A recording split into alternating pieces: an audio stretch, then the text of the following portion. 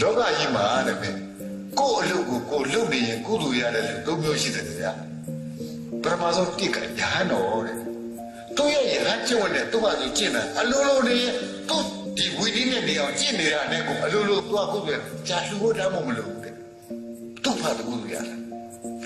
နောက်တစ်ယောက်ကမင်းရဲ့ခရစ်တယ်သူ့မင်းရဲ့တရားနဲ့ညီအောင်လုပ်တယ်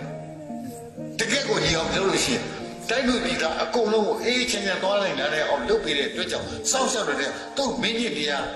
10ပါးအဲ့ဒါတွေညီလို့ရှိရင်လည်းကိုရှင်မင်းကဒီလိုကိုလေးကုသိုလ်ရတယ်အဲ့ရှင်မငါပတိ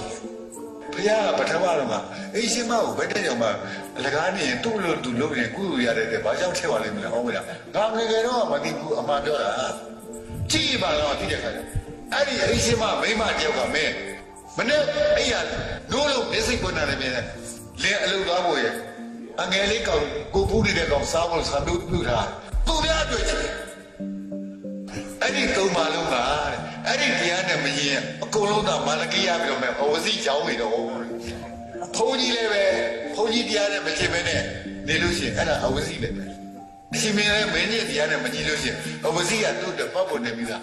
ကားပြီလို့ခေါ်တဲ့အရှင်မလည်းကြောင်းနေတော့ပဲအဲ့ဒါဘုရားမျက်နှာမလိုက်ဘူးညီမြတ်စွာပြထားတယ်